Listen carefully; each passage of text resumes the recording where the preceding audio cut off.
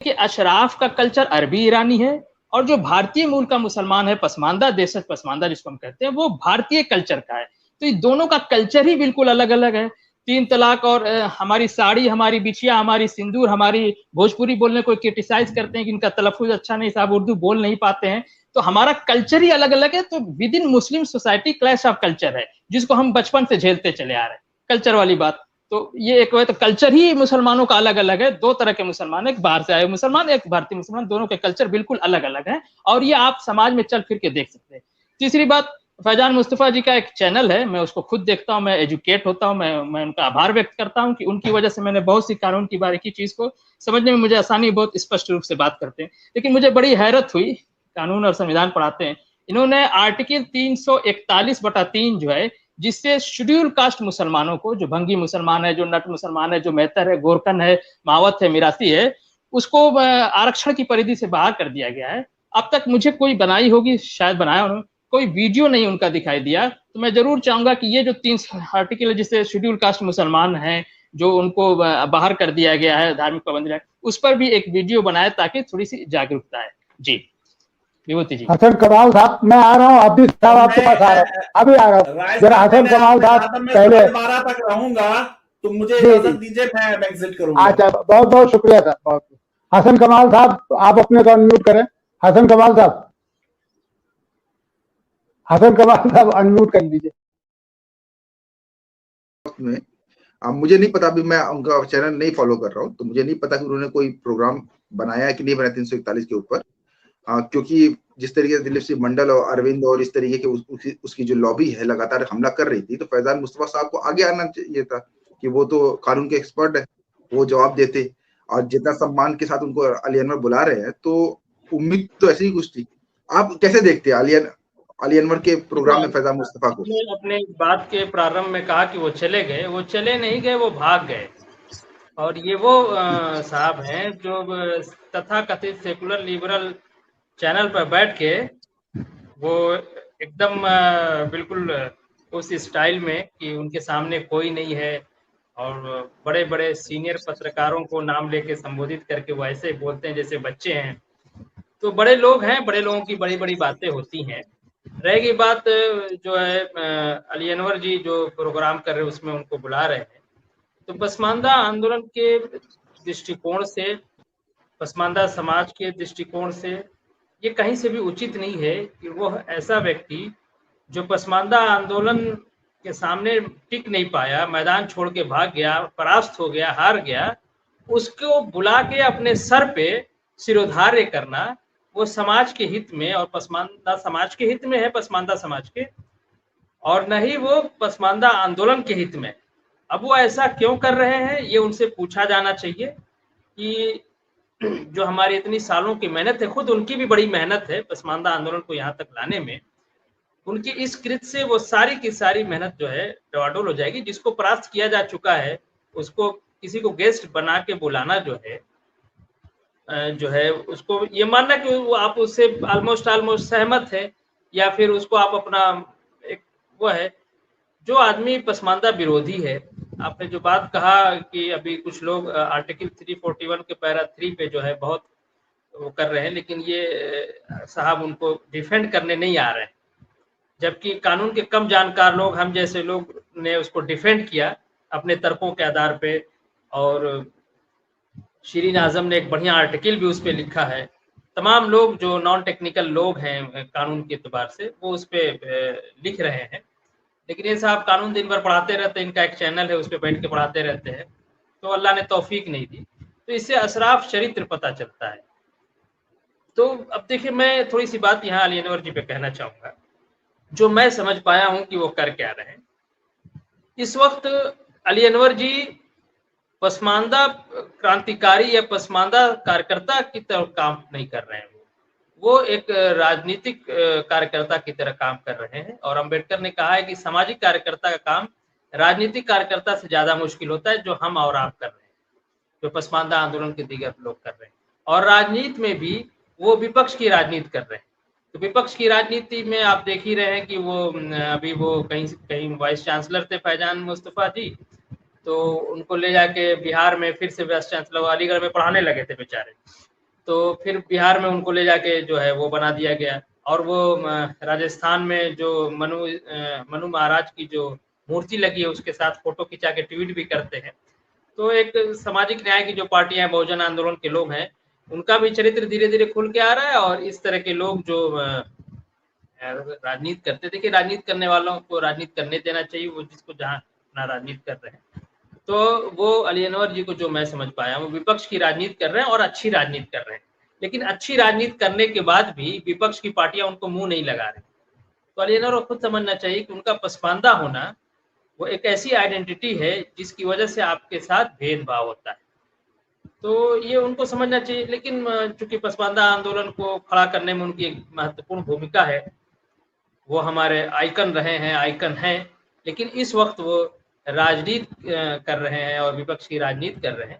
लेकिन उनको इस बात का ख्याल रखना चाहिए कि उस इमारत को जिन्होंने अपने खून से, अपने पसीने से, गारा जिसको कहते हैं ना, पुराने जमाने में मिट्टी का गारा बनाते थे दीवार बनाने के लिए, उसमें पानी डाल के मिट्टी से तैयार करते थे, तो ये गारा उन्होंने अपने खून पसीने से, अली अनवर ने गारा बना के एक इमारत रखी है, और वो उनका ये कृत्य कहीं ना कहीं उसको ढाने के काम आएगा। तो इससे बचना चाहिए। आप राजनीति करिए, लेकिन राजनीति में समाज को न भूल जाइए। समाज का हित सर्वोपरि है। समाज है तो आप लीडर है, समाज है तो राजनीति है, समाज है तो देश है, समाज है तभी कुछ है।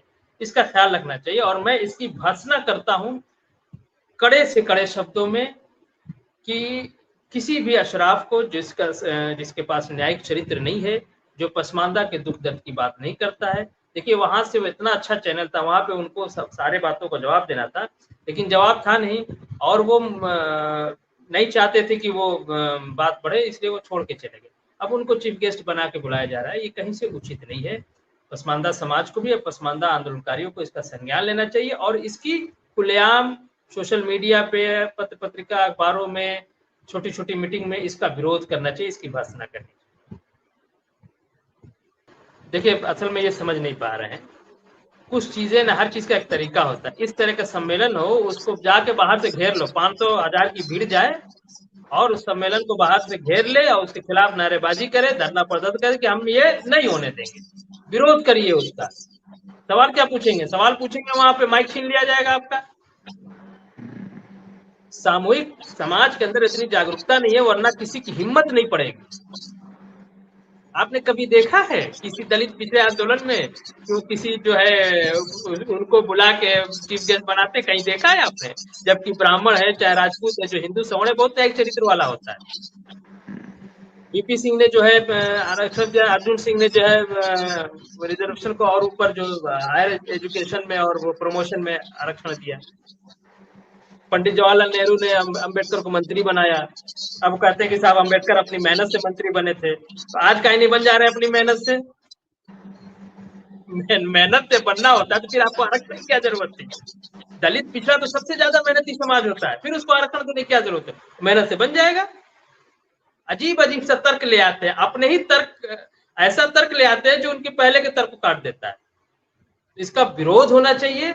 हम कमजोर हैं तो सोशल मीडिया पे उसका विरोध करें कि हमें इस तरह कोई गवारा नहीं कि पसमानदा आंदोलन के 25 साल मनाया जाए और उसमें एक ऑपरेशन क्लास बैठ के हमको नेतागिरी करे, ये हम कबूल नहीं करेंगे। सीधी सी बात जी।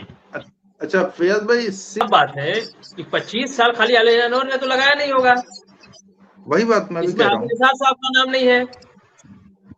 अपने साथियों को बुलाना चाहिए जिन्होंने आपको 25 साल अपना खून पसीना से गारा तैयार किया इस पसमानदा आंदोलन की मिट्टी का। उस्मान हलालखोर को बुलाना चाहिए, डॉक्टर एजाज अली को बुलाना चाहिए, हाजी निसार साहब को बुलाना चाहिए, मुख्तार अंसारी साहब भभुआ वाले उनको बुलाना चाहिए, अपने संगठन के लोगों को बुलाना चाहिए। ऐसी जगहों पे तो उनका सम्मान होना चाहिए ना, जिन्होंने 25 साल जो लगातार आपके साथ सुख दुख में खड़े हैं। हाजी निसार साहब तो अली अनवर के इतने मतलब बढ़िया उनके सिपाही हैं, मैं क्या बताऊं आपको। हमारी कई बार बात हुई, लेकिन वो जब अली अनवर साहब की बात आती है तो कहते हैं कि नहीं, इस पे हम समझौता नहीं करेंगे। इतना बेहतरीन सिपाही आपका, उसका कब सम्मान करेंगे? 25 साल में उसका कहीं फोटो नहीं है। जबकि मैं जब से जान रहा हूँ हाजी निसार साहब को, वो पूरे भारत में घूमने वाला अकेला इंसान है। पूरे भारत में कोई ऐसी जगह नहीं जहाँ वो पसमानदा का अलग जगाने न गए और अपना पैसा खर्चा करके जाते हैं। ऐसा डेडिकेटेड ऐसे डेडिकेटेड लोग जो अगर मिल जाए किसी आंदोलन में तो वो अपने सर पे रखें। और किसका किसका फोटो लगा हुआ जो पसमानदा का पी नहीं जानता है, उसमें तो एक फैजान मुस्तफा ऑपरेटर है वो। अच्छा, कम से कम उनका करें। अगर मेरी बात उन तक पहुंच जाए इस चैनल के माध्यम से, तो मैं अभी भी कहता हूं कि कम से कम सम्मान ही कर दीजिए हाजी निसार साहब को बुला के, उस्मान अलाल खोर साहब को बुला के, वो डॉक्टर नूर हसन आजाद साहब को बुला के। देखिए मैं उनका नाम भूल गया था, ये पुराने साथी हैं, इन्होंने पसमानदा आंदोलन को डॉक्टर नूर हसन आजाद साहब हमको बता रहे थे कि गांव गांव जाके ये लोग, जो पहला सम्मेलन इन लोगों ने पटना में किया था, गांव गांव जाके भीख मांगा इन लोगों ने। और पसमानदा कितनी जागरूकता थी, अलियानो ने शानदार मेहनत किया है, इसमें किसी को इनकार नहीं होना चाहिए। और उनके सारे साथी, चाहे वो डॉक्टर नूर हसन आजाद हो, उस्मान अलाल खोर हो, डॉक्टर एजाज अली से तो निकल के इन्होंने बनाई थी पार्टी, उन्हीं के आंदोलन से। और मुझको डॉक्टर नूर हसन आजाद साहब बता रहे थे, वो अभी अति पिछड़ा मुस्लिम मंच बना के वो अपना काम कर रहे हैं, कि गांव में और गरीब पसमानदा मुसलमानों ने कोई एक मुट्ठी गेहूं दे रहा है, कोई एक मुट्ठी चावल गेहूं तक लोगों ने दिया है, गरीब लोगों ने। तब जाके पटना में वो एक सेमिनार इन लोगों ने किया था। नूर हसन साहब हमको बता रहे थे, डॉक्टर साहब, कि हम जाते जिसको पैसा देता था, वरना घर में अगर कुछ नहीं है तो एक मुट्ठा चावल, एक मुट्ठा गेहूं तक लोगों ने दिया है। सम्मान 25 साल में उनका होना चाहिए कि फैजान मुस्तफा का होना चाहिए? क्या मैसेज देना चाहते हैं आप समाज में? कल को कोई उस्मान अलाल खोर खड़ा होगा, कल को कोई डॉक्टर नूर हसन आजाद खड़ा होगा, कल को कोई हाजी निसार खड़ा होगा। पता नहीं, राजनीति के चक्कर में समाज को भैया बलिदान आप लोग मत करिए। मोमिन कॉन्फ्रेंस ने भी यही किया था, राजनीति के चक्कर में पूरे सामाजिक आंदोलन को ले जाके जो है कांग्रेस के बलिवेदी पे जबा कर दिया। और एक अंतर्राष्ट्रीय स्तर की जो संस्था थी उसको दिल्ली और पटना के कमरे में लाके इकट्ठा कर दिया। ये एक बार हो चुका है, फिर दोबारा उसी पे ये लोग चल रहे हैं। तो नहीं होना है ये। समाज जागरूकता होनी चाहिए। और अपना देखिए, जो समाज अपने हित को नहीं समझ पा रहा है, कितनी दुर्भाग्य की बात है कि 13 से 15 करोड़ की आबादी जिसकी ओर से सारे लोग सरकार बनाते हैं। भारतीय जनता पार्टी को छोड़ दीजिए तो जितनी इस देश के अंदर पार्टियां हैं, वो मुख्यमंत्री या प्रधानमंत्री पसमानदा की ओर से बनते हैं। जिस समाज की ओर से सारे लोग राजा मंत्री बन रहे हैं, मुख्यमंत्री, प्रधानमंत्री और कैबिनेट मंत्री और मंत्री बन रहे हैं, वो समाज के अंदर इतनी भी सचेतनता नहीं है कि वो अपनी हित को पहचान सके। अच्छा, मैं कह रहा हूँ इसीलिए मैं कह रहा हूँ कि ये सबसे माकूल समय है भारतीय जनता पार्टी के साथ जाने का, क्योंकि वो पार्टी हमारे नाम के साथ हमें एड्रेस कर रही है। जी। अच्छा, देखिए, लोग कह रहे हैं कि आपकी बात से सब सहमत होकर के महाराष्ट्र के शब्बीर अंसारी को बुलाएं। हाँ बिल्कुल, देखिए शब्बीर अंसारी साहब का नाम मैं भूल गया।